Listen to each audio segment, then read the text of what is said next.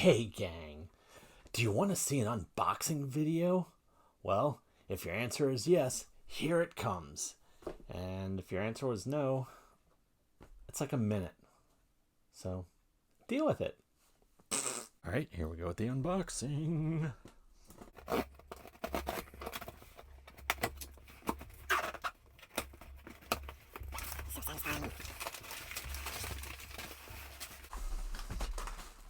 Looks packed well.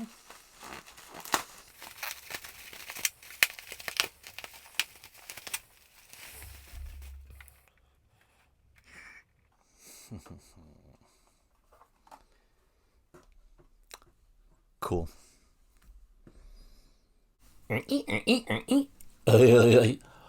What in the heck was that thing? You might be asking yourself. Was it a CB? Was it a clock radio from the 80s? Oh, no, my friends.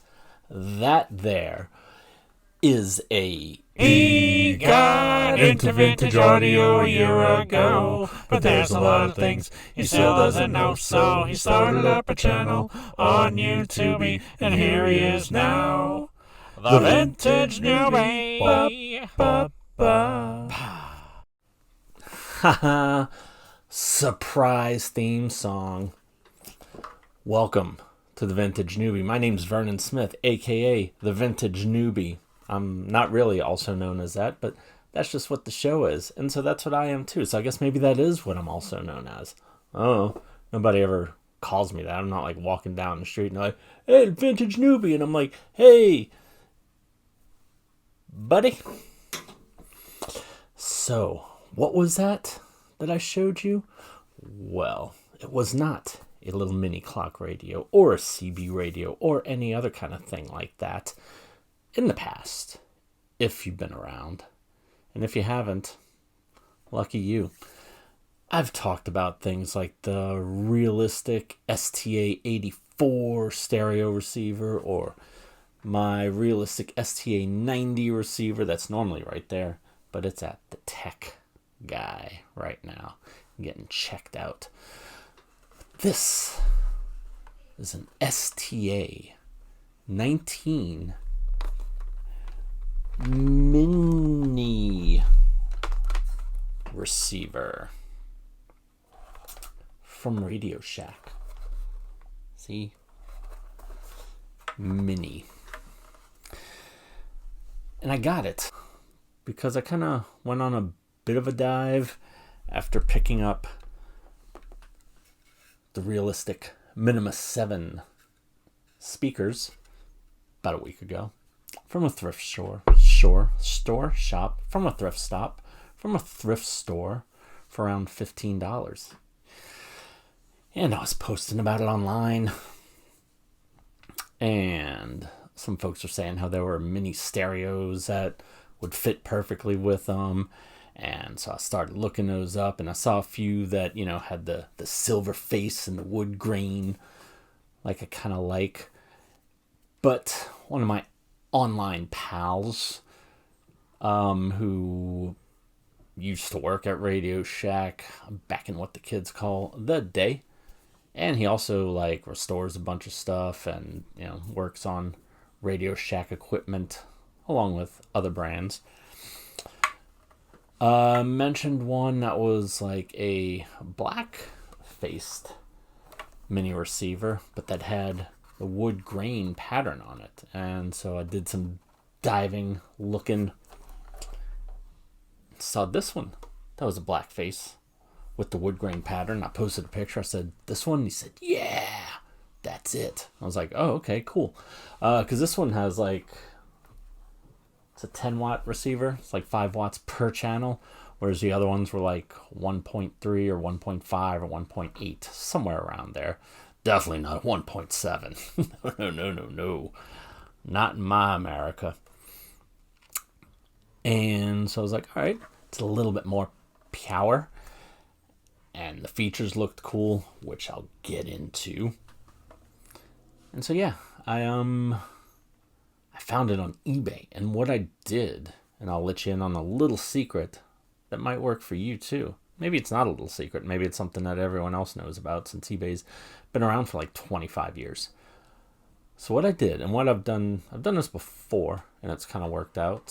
So some people don't have a make offer thing, but they do have the add it to your watch list. So you add it to your watch list, and the seller can see if people are watching it, and if maybe it's been on there for a while, or it doesn't have a lot of watchers and they just kind of want to move it. They'll send out an offer, and you'll get an email saying like the seller's giving you an offer of like 5% off, 10% off, 20% off, 22% off, whatever it could be. And you can either accept it, decline it, or make a counter offer. Now this thing was going for around $60, which you might say, why would you pay $60 for a little clock radio? It's not a little clock radio, I keep saying. It's more than that. And we'll get to that. I was like, I'll add it to my watch list and maybe offer like $40 or something. So I added it to my watch list, and then like a day later, I get a message saying, they made you an offer, $45. I'm like, oh, okay. I'm not going to quibble over 5 bones. So I accepted it. And you can too. So yeah, then it came in, and there it is, the realistic STA-19 mini receiver. This is a full-blown receiver, but I can show you how mini it is. Let's compare it to my Walkman in size. So yeah, it's about the size of 3 Walkman. So it's pretty tiny compared to like regular receivers, or even like the big monster receivers that are big on size, big on power, and also big on price. But you get a whole receiver right here for $45. Yeah, but it doesn't have all the functions of a big receiver, does it? Oh, you couldn't be any more wrong. I mean, I guess you could. You could be like, does it make ice cream? Like, yeah, no, you couldn't be any more wrong. So let's check out what it's got under the hood, okay? But first, let me wipe all the shit off of my glasses, okay? There we go. Shit free. Let's start over here. You got your power button. Got a little tape in auxiliary jack, like a 3.5 millimeter, one of these little standard guys right there. Got your headphones jack if you want to listen to some headphones, or listen with some headphones. I don't know how you would listen to headphones. Then you've got your selector switch right here, which has tape, phono, FM auto, and AM. Now, FM auto, this was, I believe, the last of the realistic receivers to have it. The STA-84 had this thing called auto magic tuning, where whenever you're tuning in a radio station and gets close to it, it just kind of like snaps the tuner right to it, so you get the station nice and clear. You got your balance knob in case you only want to listen to your right speaker and leave old lefty alone, or vice versa if you're a left-hand man. And you've got your volumizer, which gives you more louding noises.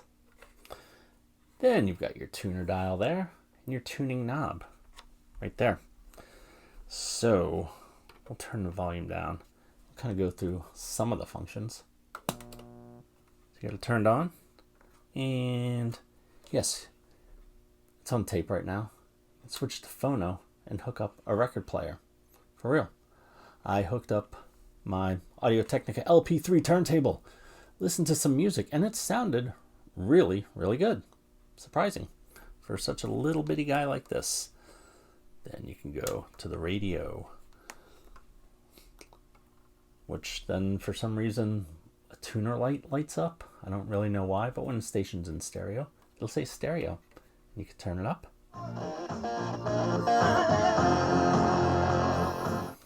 And you got music. Now on the back, and this is kind of cool because there are multiple things that you can plug into this. Like I said, I showed you the tape in jack. What can you do with that? I'll show you. Just have some patience. All right. You have your tape in and tape out RCA plugs. So you could like plug in a for real full-size tape deck or an 8-track player. Either one. Or even a 8-track player and cassette deck all in one, and have a lot of things to listen to. But yeah, you can do that. Then you've got the phono jacks right there. This is like the antenna that's built in. So it picks up a lot of good stations on here. A lot of ones that bigger receivers have trouble picking up. But if that's not enough for you, if you're in a location where you can't get those, you can plug in, or you can connect like a dipole antenna or any other kind of antenna. 300 megahertz or 70. I forget. Is that what it is? Megahertz? I don't know. It's got a little ohm signal on the back. We've got your phono ground, so you can ground your turntable and it doesn't go. Whoa. Now this does have a little bit of a hum. I'll hold it up and see if you can hear it. And I have not opened it up to see if it's like a swollen capacitor or shrunken capacitor or any kind of thing like that. But a lot of these clocks kind of made noise like that anyway. So I don't know why I keep saying clock. It's not a clock. It's a radio. You're the one that was saying clocks. But it doesn't really come through the speakers. And once you turn it up, you can't really hear anything as far as the hum goes. Then you've got your speaker jacks. You could hook up 2 speakers or a pair of speakers. And then you got your power cord right there that plugs into an outlet. All right, quick little interjection here, folks. Apparently I'm really putting the newbie in the vintage newbie because I forgot to mention 2 of the main functions of this that help with the sound quality and performance. Number 1, the loudness button. Yeah, this is like a bass booster. So you kick that in and it kind of fills up the space. There's also on the back an EQ switch right under the speaker wires. So whenever you switch that on, somehow it kind of fills out the sound in the speakers. I don't know if it adjusts to the type of speakers that are in there or just mainly to the minimum 7 speakers, since I think that was kind of what it was designed for in mind. Is that a sentence? I don't know. It is now. So yeah, those 2 things. I've found that if you have both of them going, it kind of overpowers the speakers and it sort of makes it distorted, especially if you turn up the volume. But if you do one or the other, you're usually good to go. Personally, I prefer EQ off, loudness on. But you may feel differently. So, all right. See ya in the next scene. So, getting back to these jacks right here. What can you do with that? Well, let me show you. So for the tape-in jacks, if you weren't plugging in a tape deck, suppose you were plugging in something more modern, like an iPad, iPod, or an older iPhone. And it's got the little speaker jacks there before they switched it to the dumb lightning jacks. Well, you get one of these cords that has the RCA plugs on one side, the aux jack on the other side. You plug that into there. And then you take these 2 jacks right here, plug them into the tape jack right there. The red one goes in the right one. Right one goes in the left one. And then you can switch it to... Sorry, trying to find something to play here. And then you come up here and you switch it to tape. Turn up the volume a smidge.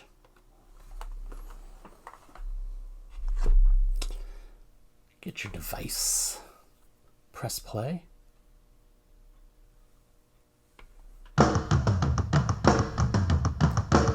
music. Neato Pachito and a big fat Dorito. Now, there is, like I mentioned earlier, the tape in line. And it's kind of the same thing. So if you plug it into this and that, you'll have two things kind of going into the same input. So I would recommend not having two things plugged in. But what would you plug into that, you might ask? Well, let's turn this off. I can show you.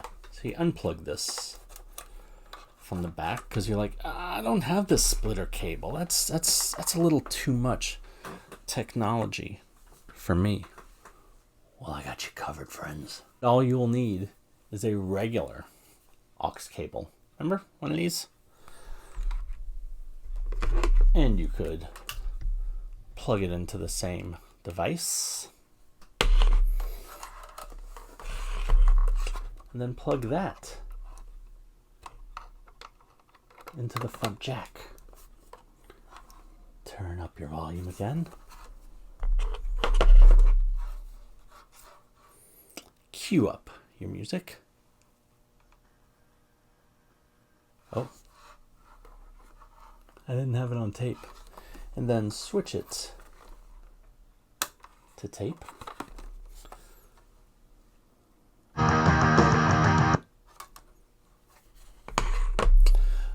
But suppose you don't have one of these newfangled phone things. Fear not. Suppose you're like, all I've got is a Walkman. You can plug this other end into the headphone jack.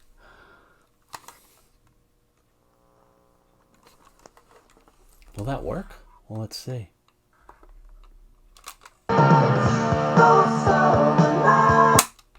And you can listen to cassettes.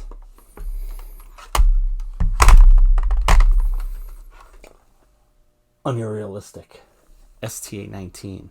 And it's a small, portable, convenient size. So you can take it with you. Say you wanted to go camping or something like that. Then all you gotta do is get the receiver, get the tape deck, possibly the phone, and two of these speakers.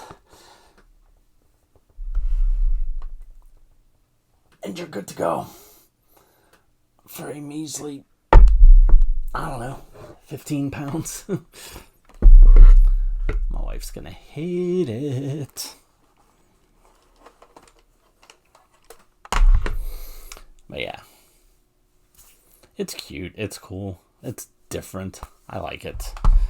And it does kind of fit in with everything else that I've got. I mean, you know, most of what I have is like the kind of silver with a little bit of black on there, and this is black, but then these are the black ones. I do not have the wood walnut cased ones, but I heard, and it was from someone on the internet, so you know it's true, that the black metal ones sound better than the wooden ones anyway. And yeah, this has this neat vinyl wrap that looks wooden on it, but it's metal. Just, which is the same thing that they have on the older SCT-11 cassette decks. So it matches. Radio Shack is very aesthetically matchy. Isn't that good? That's why I like them. It's one of the reasons why. And they just come up with neat stuff like this. This was from 85 to 89, I believe. So kind of along the same era as these. These were like from the late 70s to the mid to late 90s. So it all matches. It's a good little backup system. And hey, you want to see it in action aside from what I've already showed you? Well, here's a clip. Okay? Fabulous. Alright, well, I hope you liked that. And if you see one of these, go ahead and pick them up. Pick it up. I don't know why I said them. Maybe you got some Minima 7 speakers and you're like, I want a tiny radio to go with it. Well, now you got one. And now you know what to look for. It's the STA-19.